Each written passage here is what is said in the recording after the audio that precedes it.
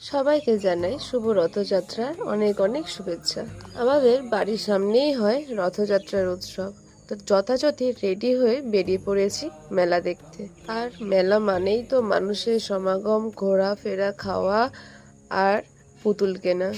আজ আমার ভয়েসটা একটু অন্যরকম লাগছে, প্রচন্ড ঠান্ডা লেগে আছে বলে।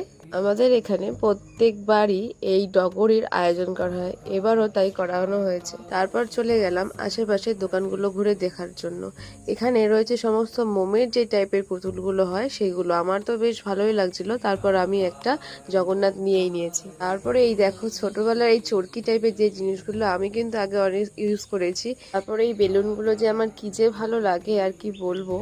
এখানে ওপর থেকে একটা বড় কাঁঠাল ছোড়া হচ্ছে, যেভাবে এটা তার এখানে আরো অনেক অনেক ছোট ছোট ফল বা যাই ফল হোক ছুঁড়ে ফেলছে। এই হলো রথযাত্রার উৎসব। তোমাদের কেমন লাগলো অবশ্যই জানিও।